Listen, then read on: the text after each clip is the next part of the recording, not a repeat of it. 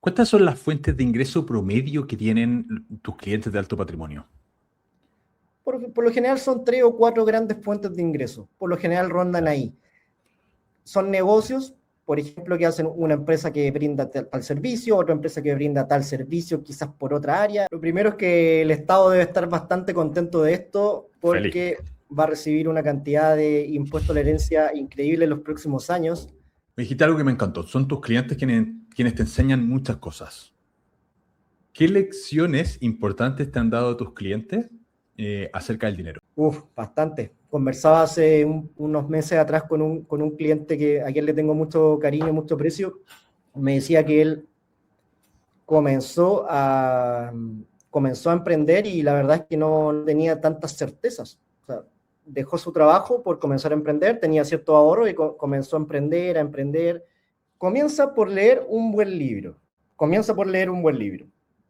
da igual si es un libro de Kiyosaki, me da igual si es un libro de Morgan Housel, de T. Harv Eker, me da igual de quién sea. Comienza con eso. Ese libro, probablemente el que sea, si es que todavía no has visto nada de estos temas, te va a cambiar la mentalidad, te va a despertar algo que seguramente nunca ha despertado en ti, y de ahí tú solo te vas a dar cuenta cuáles son los pasos siguientes. Bienvenidos a un nuevo capítulo, hoy con un tema súper importante que a muchas personas estoy seguro que les va a interesar, y ojalá seamos muchos quienes nos interesen estos temas, que es cómo gestionar altos patrimonios. Obviamente hay que definir lo que es un alto patrimonio.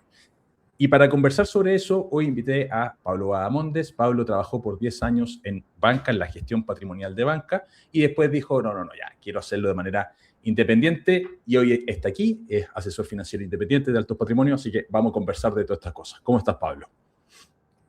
Hola Álvaro, muy bien por acá, agradecido de tu invitación, y así es, me dedico a gestionar altos patrimonios, y la idea es poder aportarle un poquito de valor a tu audiencia, poder contarles algunas cositas que probablemente puedan saber algunos y otros no.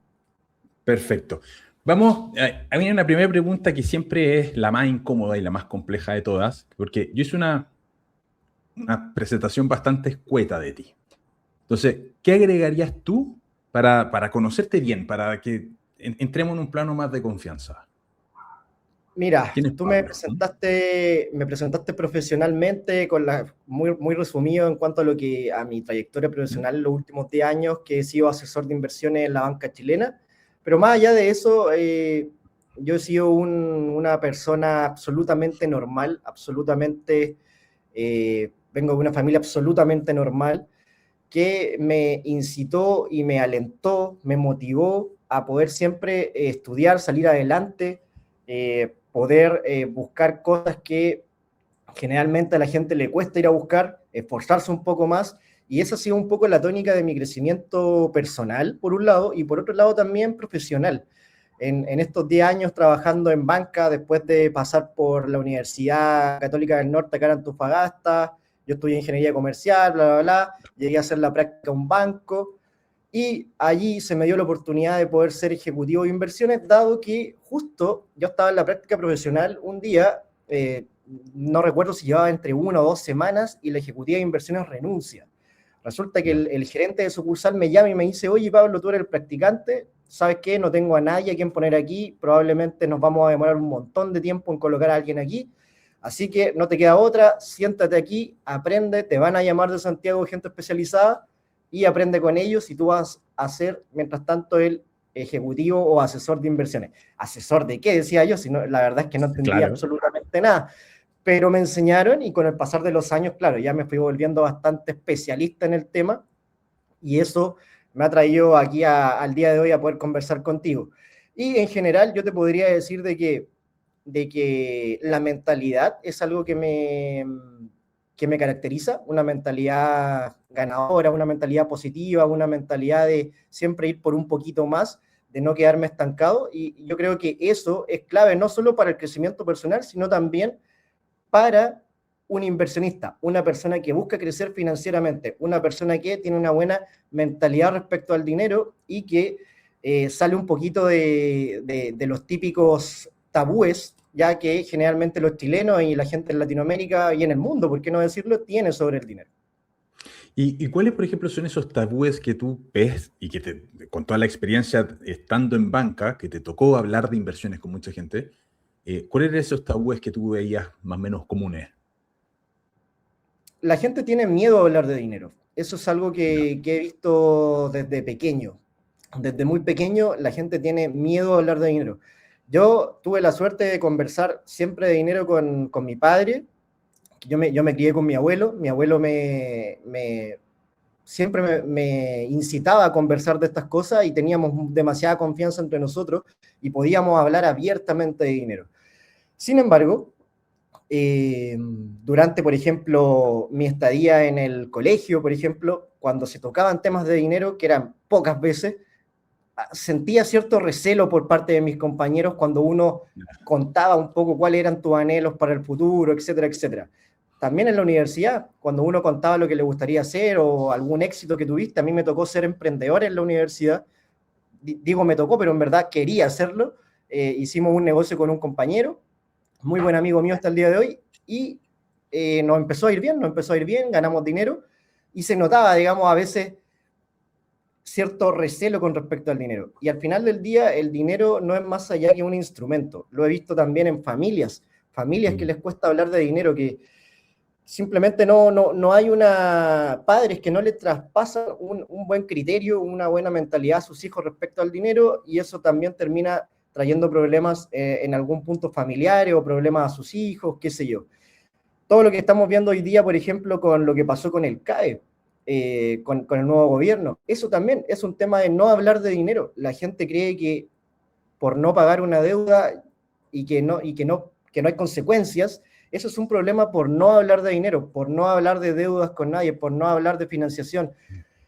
Son tantas cosas, Álvaro, que la verdad los tabúes del dinero está lleno, pero lo principal, si yo lo pudiera encerrar en una sola idea, es que la gente le tiene miedo al dinero. La gente en general dice que quiere dinero, dice que se quiere ganar la lotería, pero en verdad es solamente lo que dice, porque al momento de que eso le pasase, probablemente no sería capaz de poder asimilar tantas cosas, porque para poder tener un alto patrimonio, poder tener dinero, poder vivir holgadamente, poder tener un buen criterio de inversión y de negocio, hay que tener habilidades, hay que formarse, hay que crecer, hay que tener una mentalidad correcta, y eso se gana con el tiempo, eso se gana formándose, se gana aprendiendo de los que saben, se gana teniendo una mentalidad correcta, leyendo los libros correctos. Hay que hacer una serie de deberes para poder llegar a que el dinero te encuentre en el momento en que tú realmente lo puedas dominar y que el dinero no te domine a ti, ¿ya? Porque es muy relevante también que pasa que mucha gente que les llega el dinero de la nada, el dinero los domina y muchas veces terminan dominados por ese dinero en algún vicio, etcétera, con problemas financieros mayores a los que tenían antes de tener ese dinero, con problemas familiares a los que tenían antes de tener ese dinero. Eso es porque el dinero los dominó, les dio cierto poder, se lo creyeron, y por no tener estas habilidades de crecimiento personal, estas habilidades, este pensamiento sobre el dinero, no logran darle esa vuelta y hacer lo correcto. Ahora, yo ayer estaba leyendo un mensaje, me parece en redes sociales, que decía: aprende de dinero como si fuera un ramo de la universidad, porque la verdad es que, claro, es así de relevante. El dinero hay que estudiarlo, y la gente cree que el dinero simplemente es algo que tiene que ir a ganar todos los meses a un trabajo, o que algo te va a dar dinero porque vendiste algo. Perfecto, eso es el dinero propiamente tal, pero el dinero tiene toda una psicología detrás, tiene todo un tema detrás que tú debes estudiar. Hay libros sobre eso, hay podcasts como este que hablan de dinero, y entre otros tantos contenidos que hay en internet hoy día. Hoy día estamos en la mejor época, Álvaro, para ganar dinero. La mejor época de la historia para ganar dinero, porque tenemos tanta información, tenemos tanta facilidad para poder hacer negocios. Hoy día no nos podemos quejar. Mucha gente habla de, por ejemplo, desigualdad. Yo diría que este es el momento más igualitario en la historia. Todos tenemos acceso, la mayoría, está bien, la mayoría tenemos acceso a agua potable, la mayoría tenemos acceso a electricidad, tenemos acceso a internet, tenemos acceso a inteligencia artificial, tenemos acceso a tantas cosas, Álvaro, que la verdad es que hoy día no ganar dinero es prácticamente un pecado, y las herramientas están. Ahora depende de ti, depende de cada persona que se forme, y que haga el camino para poder llegar a una mejor situación financiera y, ¿por qué no, llegar a ser un inversionista con un gran criterio? Claro. Sí, en ese punto concuerdo en prácticamente todo. Tenemos hoy día muchísimas cosas. El problema que yo te diría que tenemos hoy es el exceso de información. Y una persona que todavía no conoce temas de dinero probablemente no sabe discriminar. Y como no sabe discriminar y no entiende necesariamente, está recién en fases formativas de dinero, a veces caen en rentabilidades absurdas. Es típica de estafas que hemos visto de personas que invierten todo su ahorro en cosas que les dicen, bueno, vas a ganar, qué sé yo, el 100% de tu inversión en 3 meses garantizado. Y eso lamentablemente también se ve y es como, yo creo que un daño colateral que tiene la educación financiera de introducir temas de dinero en la sociedad que son hiper necesarios porque tenemos un nivel de desconocimiento social súper grande acerca de cómo funciona el dinero y ahí es fácil verse tentado a caer en estas trampas. Es lamentable porque gente cae en eso y esa misma mala experiencia a veces los deja afuera. Dicen, yo no quiero meterme en nada más de inversiones porque es toda una estafa. Me ha pasado, de hecho recuerdo hace un par de años atrás, estaba trabajando en el banco, vamos a decir ¿Ya? un banco de logo rojo, que empieza con letra S, hay dos, así que no se confundan. Ya. Estaba en ese escritorio, ¿Es de llega, Canadá o es de España? es de Canadá, es de Canadá. Ah, ya, ya, ya. Ahí estábamos trabajando, llega un día un caballero, muy tranquilo, muy normal, me parece que ya lo había visto un par de veces y me dice, Pablo, acabo de perder ayer o antes de ayer 1 millón de pesos. Yo le dije, ¿pero cómo? ¿En qué? No, en una inversión. ¿Qué inversión? Me dijo, lo que pasa es que me apareció en internet, invierte en Codelco, y me llamó una persona. ¿Te das Claro, cuenta? ¿Te sí. das cuenta, Álvaro? Yo creo que tú lo entiendes perfecto. Yo en ese momento apenas dijo la palabra Codelco, entendí de lo que se trataba. A todo mundo nos ha aparecido, digamos, una publicidad como esa, pero entendemos que Codelco no cotiza. No cotiza, no podemos invertir directamente en Codelco. Entonces, si alguien te dice eso, tú inmediatamente te das cuenta que es una falta de criterio, una falta de conocimiento, y no va más allá de eso. Ahora, ¿qué es lo que yo sugiero? ¿Cómo podemos ordenar esto? ¿Cómo podemos hacer de que la gente, por lo menos las personas que nos escuchen en este episodio, puedan tener un criterio mínimo para poder salvarse de esas cosas? Lo primero, no te creas absolutamente nada. Me da igual si es verdad o si es mentira. Duda de todo. Listo. Si no Sí. sabes, no sabes. Segundo, comienza por leer un buen libro. Comienza por leer un buen libro.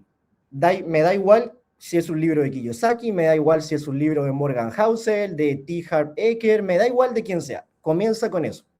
Ese libro, probablemente el que sea, si es que todavía no has visto nada de estos temas, te va a cambiar la mentalidad, te va a despertar algo que seguramente nunca ha despertado en ti, y de ahí tú solo te vas a dar cuenta cuáles son los pasos siguientes.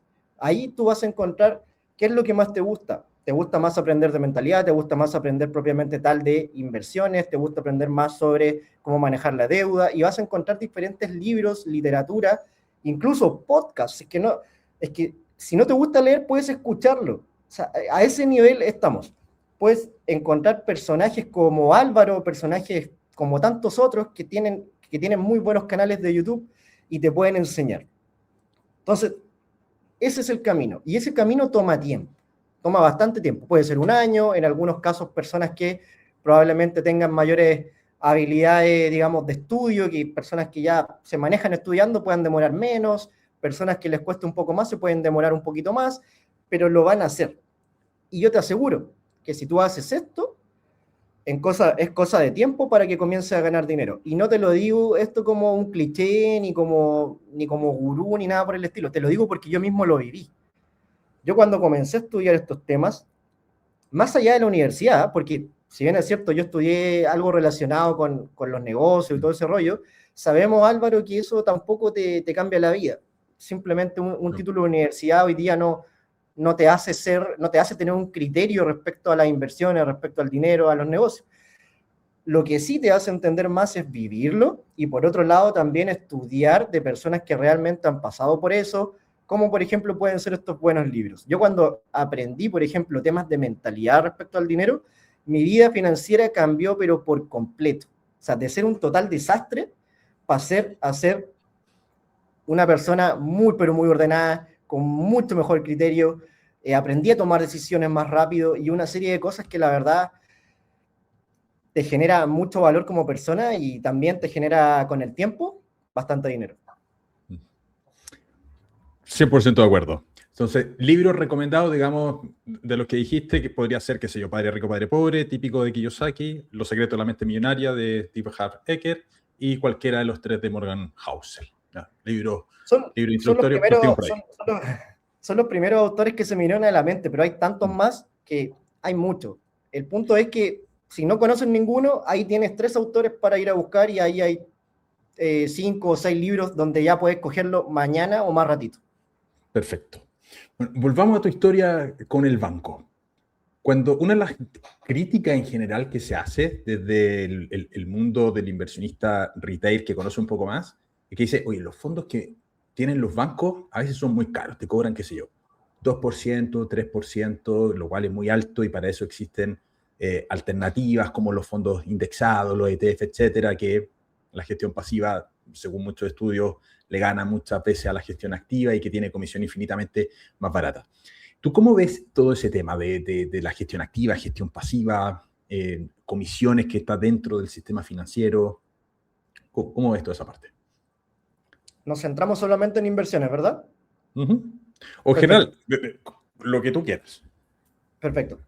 Vamos a partir un poco por la banca tradicional, lo que yo vi durante los 10 años que estuve trabajando ahí.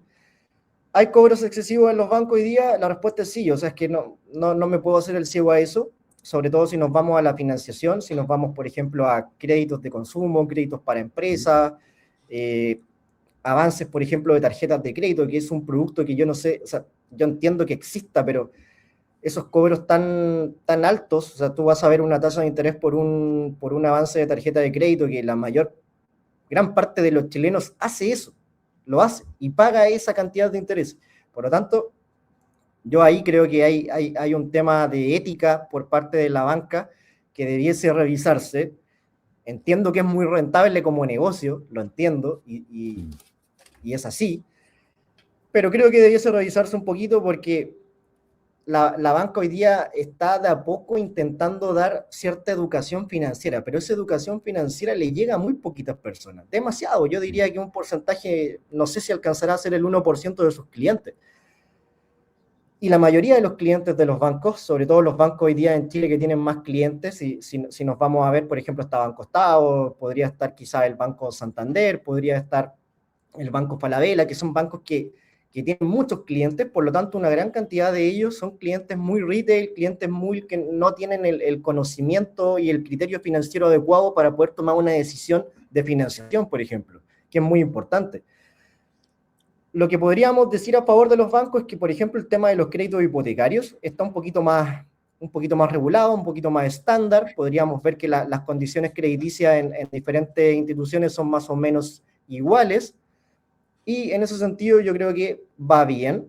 Es importante que la gente tenga un criterio para poder tomar esas decisiones. Pero los precios en financiación son los que más me preocupan a mí, Álvaro. Ahora pasando a los precios en inversiones. ¿A qué me refiero con los precios en inversiones? Que cuando tú vas a invertir en un fondo, eso obviamente no es gratis, tiene un precio, y las administradoras generales de fondos en Chile lo llaman la remuneración anual, ¿vale? Entonces, a medida que un fondo tiene más gestión que hacer, los managers, los portfolio managers de los fondos tienen que hacer, comprar acciones, vender acciones, tomar decisiones, y armar un fondo adecuado según lo que dice el reglamento interno de ese fondo. Entonces, cuando hay mucha gestión, suele ser que esa remuneración anual es más alta. En algunos casos yo he visto remuneraciones hasta como del 3,5% anual. Y he visto en fondos que no requieren tanta gestión de los portfolio managers, como por ejemplo un fondo de renta fija de corto plazo o un money market, remuneraciones anuales bastante más bajitas. Ahora, acá voy a hacer una mezcla entre lo que estamos hablando y la mentalidad. Vale. Para comenzar a invertir, o para cuando tienes tu primer ahorro de, no sé, 20, 30, 40 millones o más, no te fijes tanto en el precio. O sea, comienza a invertir. Eso es lo primero. Comienza a invertir y a medida que te vas volviendo un poquito más especialista, vas entendiendo bien lo que pasa en los mercados. Dale, después mira precio y cámbiate, optimiza. La idea es que vayas optimizando. Pero no quiero que te detengas en revisar durante un mes completo cuáles son los mejores precios del mercado. Ni buscar el ETF más barato, ni buscar X cosa que puede ser que te genere un peso más o un peso menos. Lo primero que tienes que hacer es comenzar a invertir. Si nunca has invertido, comienza primero y te vas a ir volviendo especialista hasta que vas a llegar al tema de las remuneraciones. Vas a decir, chuta, acá tengo algo que optimizar. Perfecto, lo optimizo. Pero para comenzar, ni lo mires tanto. Primero, comienza a invertir. Segundo, cuando ya llegaste a ese punto, tú tienes que ver, ¿realmente es importante para mí esta remuneración? ¿Por qué?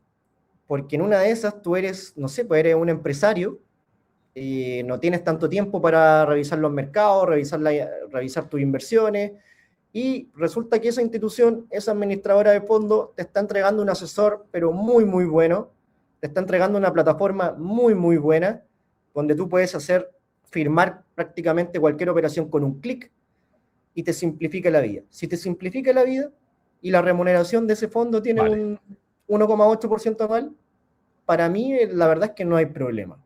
No hay problema. ¿Qué es lo que pasa? Pagar remuneraciones altas cuando primero, no estoy entendiendo lo que tengo, nadie me indica lo que tengo, la plataforma que tengo no es muy buena, o si es que es buena, no la ocupo, ahí sí, ahí sí, ahí sí, es mucho. Es mucho y deberías, si vas a dejar el dinero ahí y no lo vas a mirar prácticamente nunca, que eso es muy poco probable, dale, busquemos el más barato, pero optimiza. Primero comienza, optimiza, llegamos al punto en que está optimizando y buscamos una alternativa más económica. Pero no quiero que los detenga, no quiero que sea como el factor más importante para tomar una decisión de inversión el precio. Porque yo también he visto, Álvaro, fondos que cobran una remuneración muy ad hoc al mercado, que generalmente van a ser más alta que los fondos indexados o un ETF, y tienen muy buenos retornos también. O sea, tú vas a ver los retornos en 5 años, en 7 años, los retornos están muy, muy buenos. Ahora, el dilema entre si me voy a ir por un indexado o por gestión activa, acá viene la respuesta que a muchos no les va a gustar, pero es depende. Siempre hay un depende. Si yo realmente no me pongo nervioso con la volatilidad del mercado, que es muy poco probable en muchos inversionistas, incluso de alto patrimonio, debes estar en algo más pasivo. Debes confiar, digamos, en que el mercado tiene ciertos ciclos, ¿ya? Y confiar en que si compré un precio, en 5 años probablemente voy a estar a un precio mayor. Pero si me gusta un poco más moverme, ¿ya? Si quiero tomar decisiones porque de repente vi que, no sé, hubo una fusión, una adquisición de empresa y quiero tomar otra posición, podría allí estar un poco más activo y moverme entre fondos que me permitan tomar estas posiciones que a mí me gustan, porque, no sé, tengo mucha comunicación con el asesor o qué sé yo. Pasa menos esto, en menos, pero puede ser. Entonces, ¿cuál es la alternativa de inversión que cumple para mí estas dos cosas? Son los fondos balanceados, que lo he dicho en algunos podcasts. Los fondos balanceados, si bien es cierto, son más caros que los fondos indexados o que un ETF, lo que permite es que tiene posiciones muy, pero muy parecidas en renta variable, en renta fija. De hecho, tiene posiciones en las mejores empresas, porque como tiene gestión activa, van entrando y saliendo empresas o incluso fondos, porque los fondos balanceados también invierten en fondos. O sea, no solo en una empresa per se, sino que te compra, por ejemplo, un indexado y lo coloca dentro del fondo. Entonces tienes un abanico de oportunidades más amplia, y para una persona que no entiende tanto de mercado, yo creo que un fondo balanceado le viene bastante bien porque tiene un poquito menos de volatilidad también. Entonces tú ahí puedes escoger, según tu perfil, puedes escoger un fondo balanceado que sea conservador, un fondo balanceado que sea moderado, un fondo balanceado que sea un tantito más arriesgado y uno que tome posiciones mucho más arriesgadas hasta el 100% del fondo. Yo creo que teniendo claro esas diferencias, uno puede tomar una decisión. Perfecto, perfecto. Vayamos a la parte y estoy de acuerdo en algo que mencionaste, que es la importancia de partir. Que a veces ocurre que tenemos personas que hacen parálisis o sufren de parálisis por análisis y empiezan a escuchar el mecanismo general, empiezan a leer libros, empiezan a escuchar podcasts, etcétera, y dicen, ya, la comisión es importante, pero todavía no tengo idea de dónde invertir, y se empiezan a frenar porque hay varias barreras de entrada que pasar en los primeros pasos, dónde invierto, en qué invierto, etcétera. Yo creo que siempre que el dónde invertir en la plataforma, yo creo que partamos por la que te dé más confianza, y después anda optimizando, después si quieres te cambias de gestor, etcétera, pero parte por la que te da más confianza, con tu banco local. ¿Ya? Quizás puede ser un poco más caro, pero qué sé yo, partir al principio. Porque al final tampoco la gente parte con tanto dinero en los primeros pasos. Partir primero. Sí, yo estoy muy de acuerdo con eso, Pablo, de ir especializándose y profundizando. Sí, y solo para agregar, lo que tú decías me recordó una idea de que una de las cosas que mucha gente me decía cuando se sentaba frente a mí y iba a invertir por primera vez, cuando estaba en la banca, me decían, Pablo, mira, dame cualquier alternativa de inversión, cualquier fondo, el que tú me digas, pero que no pierda, chuta. Y ahí me ponían entre la espada y la pared, porque cuando uno comienza a invertir, tú tienes que saber de que hay un riesgo, tienes que entender de que lo más probable es que puedan suceder cosas en los mercados. Entonces, cuesta mucho explicarle esto a una persona que te dice, no, es que yo quiero lo más seguro. Es que eso probablemente no existe. Tú cuando haces un negocio, tomas un riesgo. Cuando compras una propiedad, un bien raíz, tomas un riesgo. Y cuando vas a colocar tu dinero a un fondo, tomas un riesgo. Ahora, no te quiero decir de que por ejemplo, tu $1.000.000 que invertiste en un fondo, ¿se lo va a comer el fondo? No se lo va a comer. Pero puede ser de que un mes no le vaya bien. Puede ser que un mes rente negativo. Sí, puede pasar.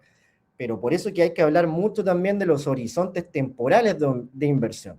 Y ahí podría ser otro tema también que podemos conversar. Horizonte temporal de inversión. Morgan Housel lo dice en uno de sus libros, me parece que en el primero, dice que una de las discusiones más importantes que hay en Wall Street es sobre cuál es la alternativa de inversión que es mejor. Pero es que cada uno está hablando respecto a su propio horizonte temporal. Probablemente si hablamos nosotros qué va a pasar con la acción de Banco de Chile en el próximo mes, yo puedo tener mi opinión, Álvaro puede tener la suya, probablemente yo estoy hablando a un año y quizás Álvaro es mucho más visionario que yo y está mirando a 10 años. Entonces, a 100. O a 100. Entonces, por favor, siempre tener claro el horizonte de inversión. Si vamos a hablar de que de que quieres invertir para 30 días, eso no es una inversión, eso es un ahorro. Entonces, una inversión es algo, cuando tú te compras un departamento, ¿estás pensando ganar dinero en un mes o en 20 años? 20 años. Exacto. Entonces, lo mismo pasa con los fondos. ¿Estás pensando en ganar dinero un año, un mes, un año o 5 años? Entonces, dependiendo de eso, se toma una decisión. Si un cliente me dice, Pablo, mira, tengo este dinero y lo puedo invertir durante los próximos 2 años porque es muy probable que no me lo gaste, perfecto. Ya sabemos, ya sé qué fondos sugerirle, ya sé cómo ayudarlo. Solo con eso. Perfecto. Cuando llega una persona de alto patrimonio y quiere hablar contigo, primero definamos, ¿qué cosa es alto patrimonio?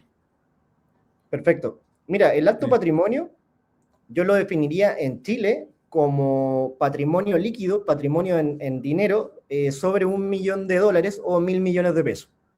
¿Ya? Eso para mí vendría siendo una persona millonaria o una empresa que tenga esos montos, una empresa millonaria.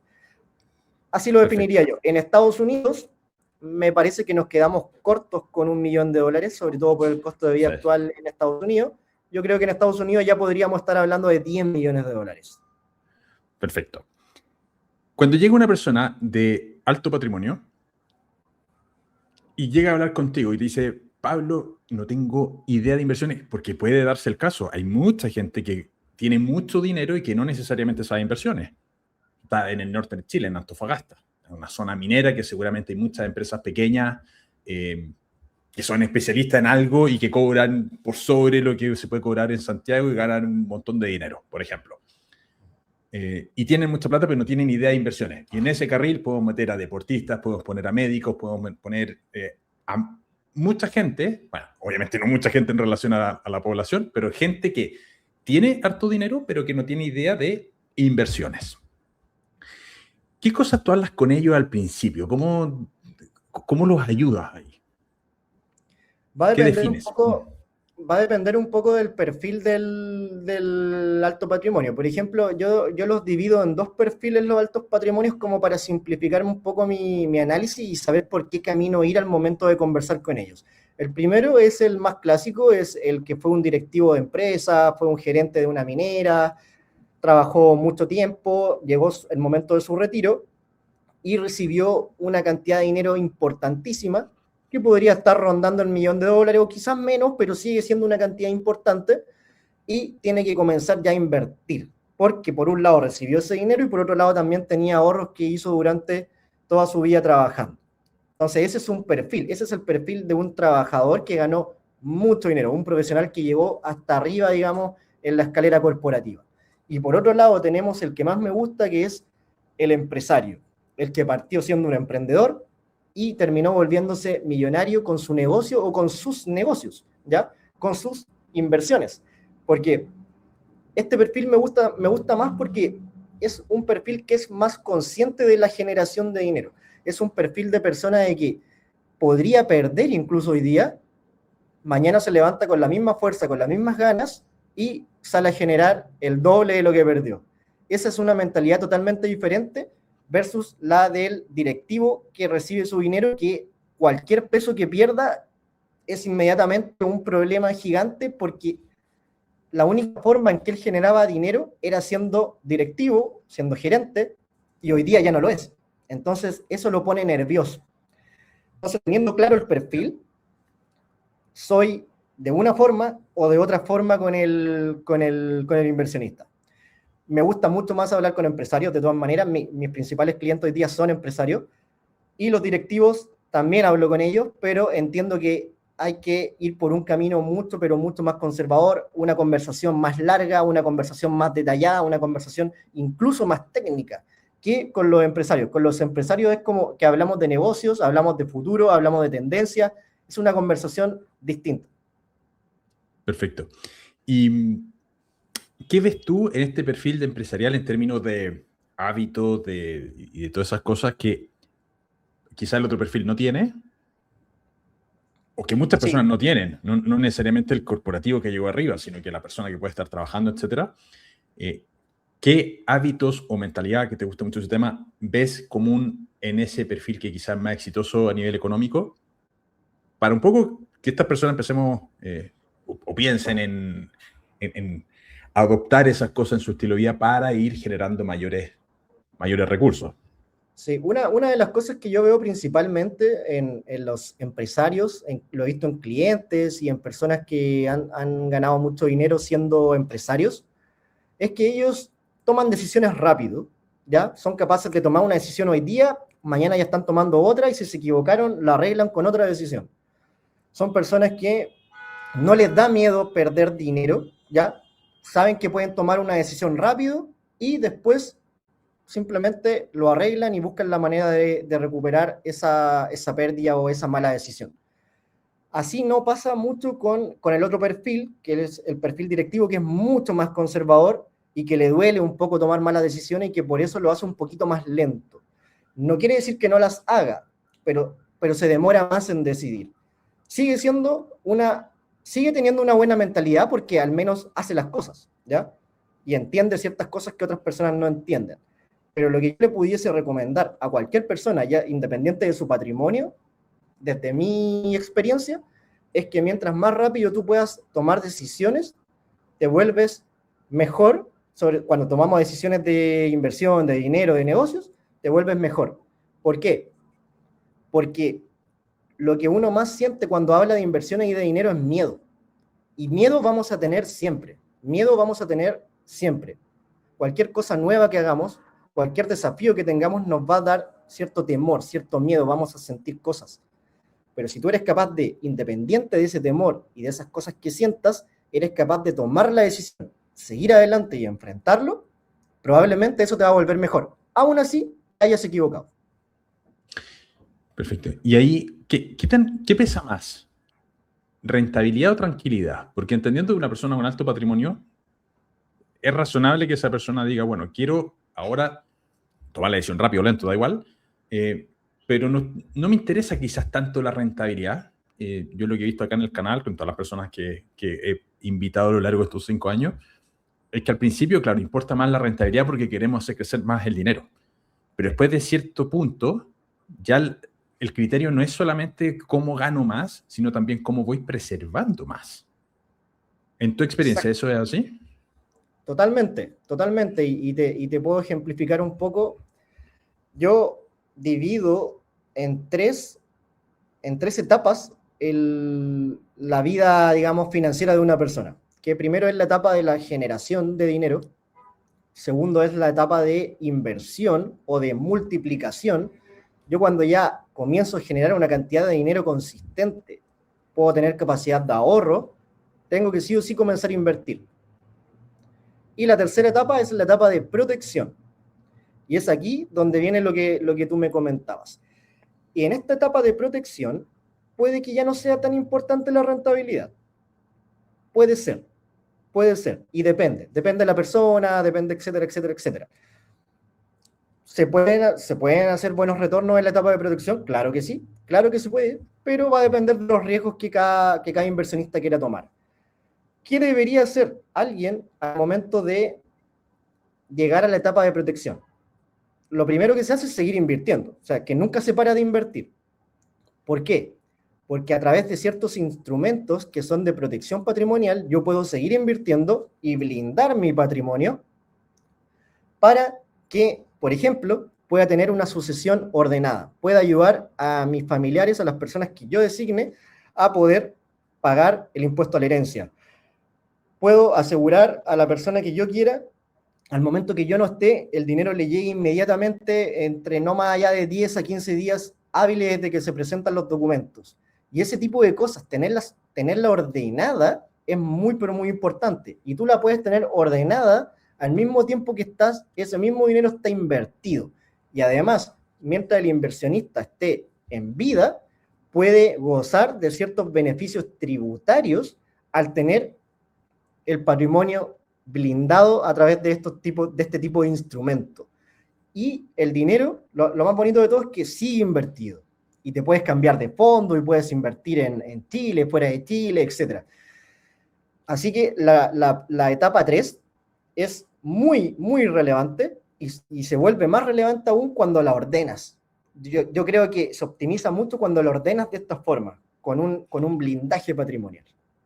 ¿Y ahí eso se hace como persona natural o a través de sociedades? Porque también hay un perfil de, bueno, creemos sociedades de inversión para comprar activos a nombre de la sociedad de inversión y así ir de a poco como protegiendo la línea sucesoria. Van entrando los herederos a esta sociedad, etc. Estos otros instrumentos me imagino que son a través de persona natural, ¿o no? Los instrumentos que yo te comenté recién son a través de persona natural y también existen las figuras como las que tú comentas de sociedades de inversiones. Y cuál escoger va a depender, obviamente. Una cosa, el que yo tenga una, no quita que tenga la otra. Eso es lo primero que debo tener claro. Yo puedo tener un alto patrimonio y puedo tener una parte como persona natural y puedo tener una gran parte dentro de otras sociedades, ¿vale? Entonces, puedo organizarlo de diferentes formas, por ejemplo, a través de una estructura societaria, puedo tener ahí una figura muy interesante y por otro lado también un porcentaje de mi patrimonio, tenerlo ya como persona natural, blindado en este tipo de instrumentos. Una cosa no quita la otra. Yo creo y soy de la idea de que un alto patrimonio debiese tener ambas para poder tener mucho más diversificado un poco su dinero y por otro lado protegido, mejor protegido y al mismo tiempo ayudar a su familia y a las personas que él desee a poder después, el día que esa persona que generó el dinero no esté, puedan inmediatamente pagar esos impuestos rápido, las posesiones efectivas salgan rápidas. Yo creo que la mejor forma es dejando en liquidez pura que se pague rápido. Ya, perfecto. Bueno, el punto del alto patrimonio es bien interesante. Hay muchas personas que han llegado hasta acá en este capítulo. Algunos de ellos seguramente tienen altos patrimonios y otros probablemente no, están camino a, quizás no están en los primeros pasos de inversión, pero puede ser que nos estén escuchando hoy día personas que tengan, voy a inventar, $100,000, ¿vale? Y digan, claro, me gustaría tener alto patrimonio, me gustaría llegar a ese millón, o a esos 500,000, 800,000, lo que sea, 10 millones, lo que sea. En tu experiencia, ¿qué es lo que tú has visto que hacen las personas que tienen altos patrimonios para llegar a esos altos patrimonios? ¿Y qué consejos les daría a esta persona que tiene, qué sé yo, 100,000 y que quisiese o está en el camino a este millón? ¿Qué tipo de consejos le podría dar a esa persona? Perfecto. Lo primero es que acá los consejos o sugerencias que voy a dar son en función de lo que yo he visto con mis clientes de alto patrimonio. Yo también estoy en construcción y estoy aprendiendo de ellos también de cierta forma. Mis clientes muchas veces creen que ellos aprenden de mí, pero la verdad es que yo aprendo mucho, mucho, pero mucho más de ellos. Y eso también me ha hecho crecer como, por ejemplo, inversionista inmobiliario, como inversionista tradicional, etcétera. Si hay algo que yo he visto en estas personas que me llama mucho la atención y que ya te lo comenté, pero creo que es bueno reforzarlo, es que estas personas hacen las cosas incluso teniendo miedo, ¿vale? Entonces, cuando yo tengo $100,000 hoy día o 100 millones de pesos, y yo quiero llegar a tener 500 millones de pesos, o me puedo quedar muy cómodo con mis 100 millones y no hacer mucho y crecer muy lentamente, o puedo tomar decisiones más relevantes y multiplicar eso bastante más rápido. Y es ahí donde yo debiese mirar un poco lo que yo llamo, Álvaro, la matriz de las inversiones o la matriz de la riqueza. Yo la divido en 3 columnas. La primera columna es la inversión en negocios o negocios de terceros. Entonces yo puedo colocar mi dinero en un negocio mío propio o en un negocio de un tercero. Por otro lado, tengo la columna del medio, que es la columna de inversión inmobiliaria, donde aquí yo siempre sugiero de que nos apalanquemos en deuda para explotar esa rentabilidad a través de los años. Y por último, tengo la tercera columna, que es la columna de la inversión financiera, que es de la que hemos estado hablando también en los últimos minutos. Entonces, un patrimonio generalmente tiene dinero en las 3 columnas. Un alto patrimonio. Si yo hoy día tengo $100,000 y me compro un departamento, ¿vale? Estoy invirtiendo en la columna inmobiliaria, que es la del medio. ¿Y qué pasa si en vez de comprármelo con esos $100,000, mejor doy un pie de $20,000 o de 20 millones de pesos? Los otros 80 los dejo en la columna financiera, y de esos 80 que dejé en la columna financiera, tomo 20 más, me quedan 60 en la financiera, y los paso a la columna de negocio y hago un negocio por 20 millones y tengo dinero en las 3. Lo más probable es que si tengo dinero en las 3, pueda llegar bastante más rápido a esos 500 millones de pesos. Claro, es un temazo. Sí, estoy de acuerdo. El apalancamiento inmobiliario, que yo lo utilicé, es súper importante hacerlo. Yo creo mucho en las tasas de interés. O sea, cuando las tasas de interés son bajas, el negocio inmobiliario vuela. El problema lo tenemos cuando la tasa es alta, que ahí un poco se estanca, pero a tasas bajas el negocio inmobiliario con apalancamiento es bastante bueno.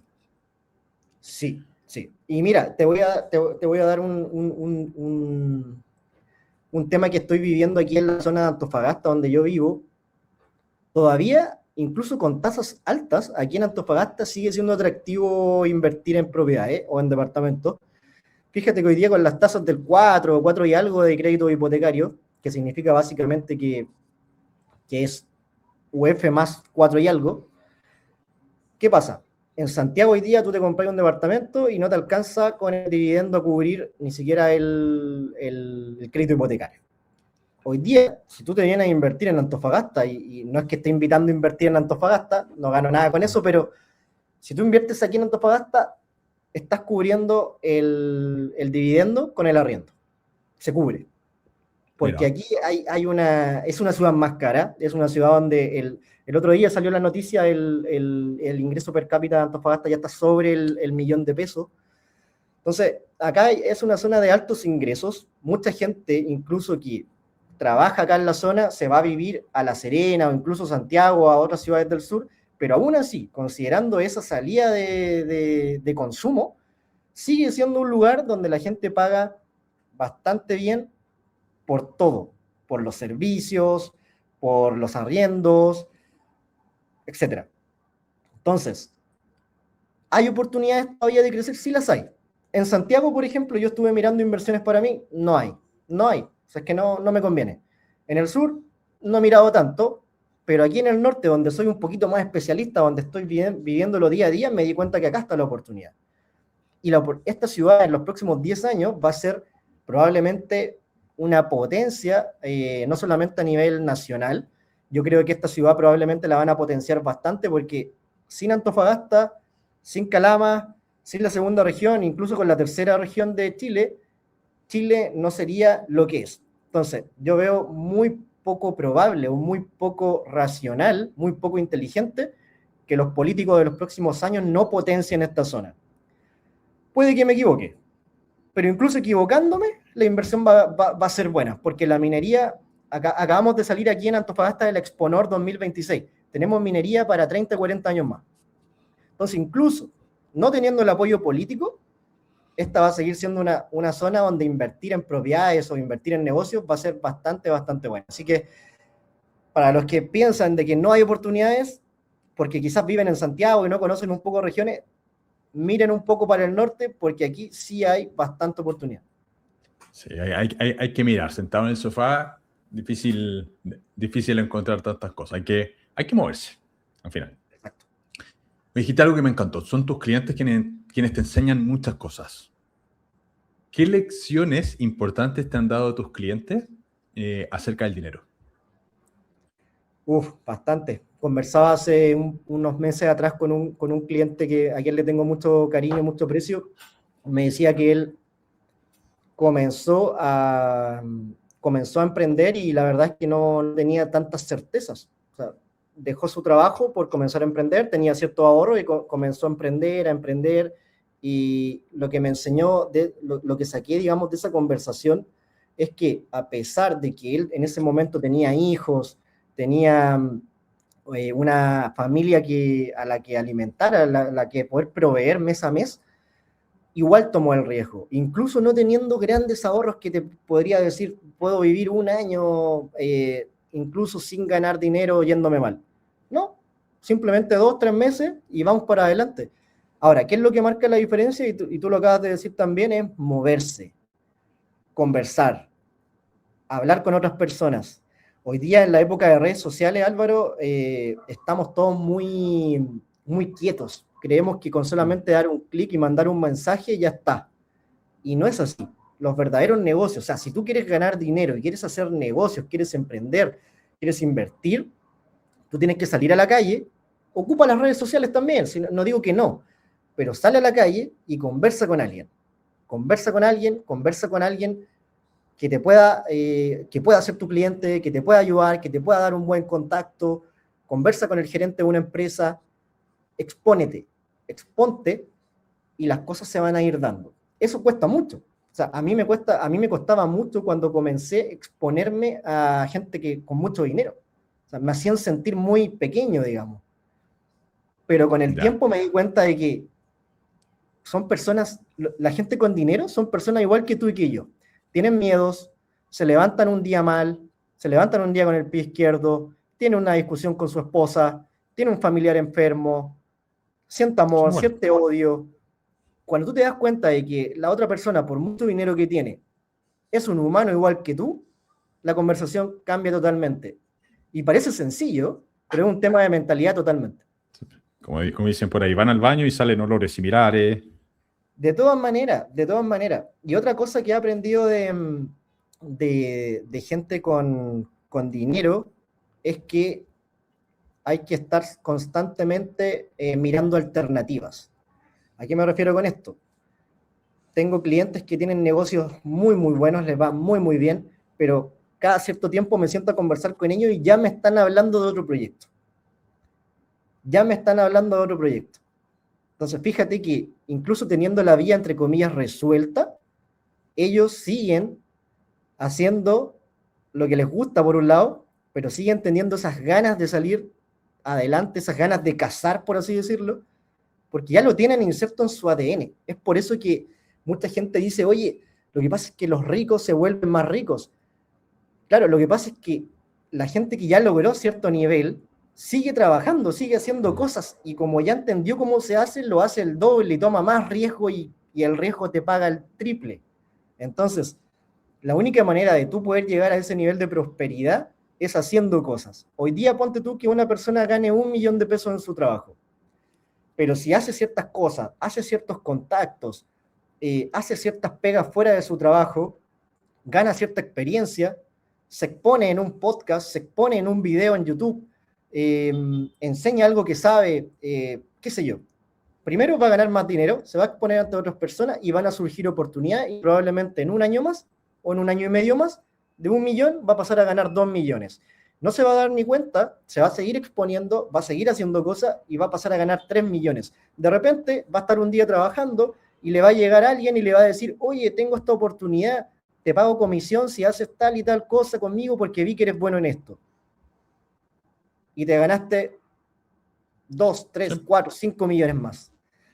Es que hay que hacer cosas para que llegue el dinero. El dinero huye generalmente de las personas que no hacen nada. El dinero está para moverlo, el dinero está para invertirlo. Cuando tú recibes dinero y te lo guardas en una cuenta, en una billetera, debajo del colchón, donde sea que lo guardes, no pasa nada con ese dinero. Más allá de los intereses, más allá de la inflación, el dinero está para trabajar con él. O sea, tú lo que deberías estar buscando es cómo darle más trabajo a tu dinero para que haga cosas, más allá del trabajo que uno hace. Al principio uno debe trabajar, claramente, pero va a llegar un momento, como a mucha gente de alto patrimonio le pasa, que solamente con el dinero trabajando ya pueden hacer grandes cosas. Pero créeme que esos son poquísimos, porque les gusta tanto trabajar, les gusta tanto producir, les gusta tanto ayudar a los demás, que al final del día siguen ganando más dinero por una cosa natural. ¿Cuántas son las fuentes de ingreso promedio que tienen tus clientes de alto patrimonio? Por lo general son 3 o 4 grandes fuentes de ingreso. Por lo general rondan ahí. Son negocios, por ejemplo, que hacen una empresa que brinda tal servicio, otra empresa que brinda tal servicio, quizás por otra área. Uno le puede brindar servicio a mineras, pero al mismo tiempo se da cuenta que debe diversificar un poco y va donde una empresa energética, por ejemplo, o una empresa de otro tipo, etc. Diversificar un poco en las industrias donde está, y también apalancarse de lo que te decía recién, de la inversión inmobiliaria y de la inversión financiera. Solo con eso ya tiene 3 fuentes de ingreso, solo con eso. Y dentro de la columna de negocios se puede diversificar entre varias industrias, y ahí tiene un mundo de cosas por hacer. Tengo clientes que, por ejemplo, han sido muy buenos generando dinero en servicio a la minería, y hoy día, además del servicio a la minería, hacen asesorías a nuevos empresarios que quieren entrar a la minería. Que eso tiene un precio. Tiene un precio, el saber hacer cómo entrar aquí, cómo optar a ciertas licitaciones, cómo saber con quién conversar, con quién no. Todo ese tipo de cosas también. Hay personas que están ganando dinero asesorando a otros al mismo tiempo que tienen su negocio. O sea, ¿quién mejor que te asesore alguien que ya lo hizo? Claro, una especie de mentor que logró lo que tú quieres. Exactamente. Exacto, perfecto. También mencionaste hace un rato atrás, y lo dejé acá en el tintero, fue al principio, que claro, hay personas que de repente se ganan la lotería y que como no tienen formación financiera, lo más probable es que dilapiden todo, y hay infinita estadística que muestra eso. La pregunta es, ¿qué consejo le darías tú a una persona que quizás no heredó, o sea, no ganó la lotería, pero sí heredó, y de repente llega aquí con un montón de dinero, que si está llegando a esta altura en este capítulo es porque seguramente le interesan harto más los temas de dinero? Pero ¿qué consejos le darías tú a esa persona que tiene $1 millón de repente de golpe, y que lo heredó quizás no en liquidez, lo heredó en inmuebles? Fíjate que hace poco hablaba con un abogado amigo, me dice que hoy hay mucha gente que va a heredar, ya la generación que ya tenemos 40, 50 años, vamos a heredar patrimonios grandes inmobiliarios, porque en la generación de nuestros padres o nuestros abuelos era muy común pensar, hay que tener la casa propia. Y se compraban la casa, y esas casas fueron subiendo de precio, obviamente. Después esas personas son mayores, fallecen, la ley de la vida, y quizás esa casa valía 300, 400, 500 millones de pesos y quizás tenían dos.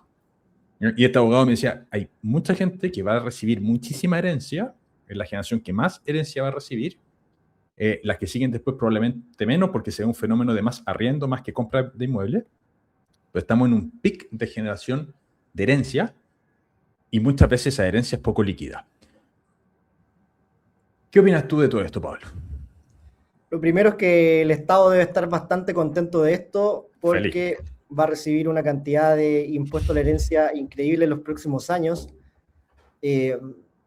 No, me cuadra completamente desde cuando el año, creo, 21, por ahí cambiaron un poco el tema del impuesto a la herencia.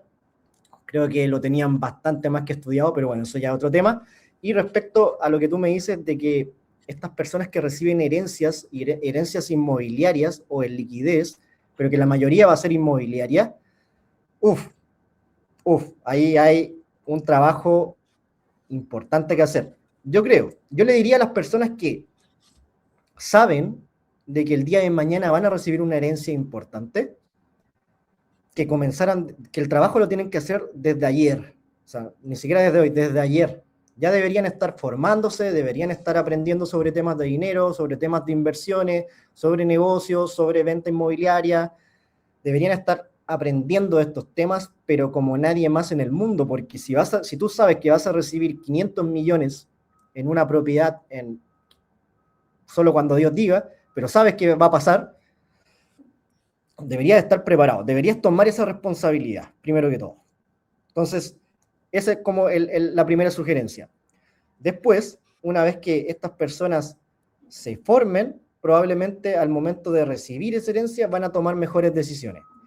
¿Podrían llegar a cometer un error como cualquier ser humano? Sí, es normal, pero al menos va a tener un criterio mucho mejor que si no hicieran nada. Y por otro lado, el peor de los escenarios es que estas personas reciban, ponte tú mañana la herencia, mañana sucede el evento y en 6 meses más sale la posesión efectiva, todo el rollo y reciben estas propiedades. Me ha pasado ver, por ejemplo, a grupos de 5 hermanos, grupos de 6 hermanos, esto lo vi muchas veces en el banco, todos peleándose, uno quiere hacer una cosa, uno quiere hacer otra, el otro quiere vender. Es que si tú sabes que ese escenario se viene, que puede pasar, da igual si va a ser en 10 años o si va a ser en un año, porque no sabes cuándo va a ser, por favor trata de prepararte con tu familia. O sea, es que el primer acto de responsabilidad familiar es ese, sino de qué estamos hablando. Al final del día, si es que no se ponen de acuerdo, si es que no tienen un criterio más o menos parecido, lo único que va a pasar es que todos van a perder dinero, porque esa propiedad que pudiste haberla vendido en 500 por apuro, por malas decisiones, por peleas y discusiones, la terminaste vendiendo en 300, en 350, qué sé yo. Y todos perdieron dinero en la pasada. ¿Por qué? Porque hay uno o dos que no hicieron los deberes, que no estudiaron, que no se formaron y que presionaron para que se vendiera la propiedad. Y perdieron dinero. Y créeme que probablemente esas dos personas que presionaron, esto es un ejemplo nomás, probablemente son las primeras en que van a perder el dinero que... Seguro. Entonces Seguro. el tema de la herencia inmobiliaria y herencia en liquidez es pero súper importante que la gente le tome conciencia al asunto desde antes. Yo invito a que le tomen el peso al asunto desde antes y se formen, que yo creo que es la mejor inversión que pueden hacer antes de recibir una herencia o antes de generar dinero en general, formarse. Si ya lo estás generando y tienes un buen criterio, qué bueno, sigue formándote para que te vuelvas ya una eminencia, una máquina total de este mundo y seguir adelante. Y cuando heredan liquidez, cuando ya le llega, no sé, de golpe 500 millones de pesos o más dinero, ya sea a una persona o a un grupo de personas, pasa un efecto similar, porque claro, como está la liquidez ahí, la pueden dividir rápidamente y ahí uno se da cuenta. He visto casos donde algunas personas van e inmediatamente me decían, Pablo, invirtamos esto en algún fondo, hagamos algo. Y otras personas que me decían, no, yo primero me voy a ir de viaje, voy a comprarme todas estas cosas. Te voy a pasar Y las penas. claro, y ya. Y voy a invertir 10 millones. Chuta. No me parece una persona incluso que tenga 30 años, 40 años, ni 50 años, que tome ese tipo de decisión. Honestamente, a uno como asesor dice, chuta, parece que no tiene tanto criterio. ¿O qué hará? O uno a veces nota que es una persona que nunca ha visto tanto dinero en su vida. Entonces, si nunca has visto tanto dinero en tu vida, probablemente es la oportunidad que tiene para disfrutar de ciertas comodidades. Y yo lo puedo entender. Pero el llamado que hacemos, si alguien tiene, digamos, esa situación, es a que se formen.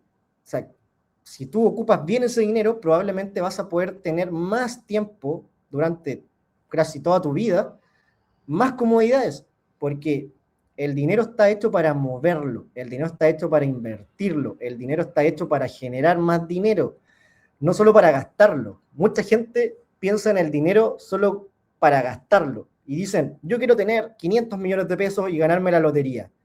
Y solo se imaginan, Álvaro, gastándolo. Voy a comprar esto. Esa es su conversación mental, gastarlo.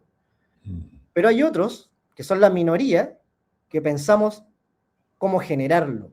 ¿Qué hacemos con ese dinero? ¿Cómo generamos más dinero con ese dinero? Y tomo un poquito de eso y me pego un buen viaje, un buen descanso y voy a seguir viviendo con las comodidades que tengo. Esa es la diferencia. Perfecto, perfecto. Pablo, estamos llegando al final. ¿Cómo te contacta la gente? Ya llegaste acá y dices, quiero conversar con Pablo.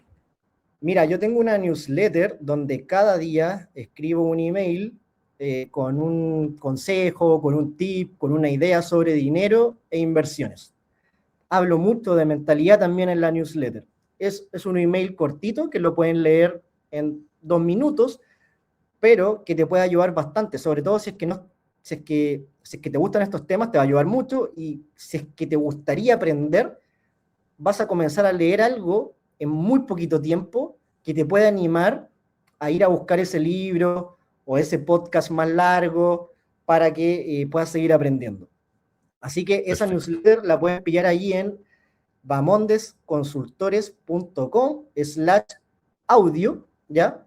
Pueden entrar dejaremos el link aquí abajo. Pueden entrar por bamondesconsultores.com o por /audio, donde ahí regalamos un pequeño audio de mentalidad.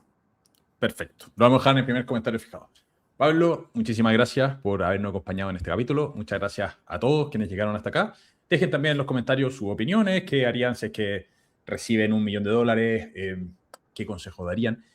Y piensen también en el tema de las propiedades, de la gerencia inmobiliaria. Lo invito a pensar, a ver, cómo se me ven a mí. O sea, puede ser un temazo tenerlo. No hay que nunca matar a los papás, pero este abogado me decía, es un tema súper importante y que la gente no lo está viendo.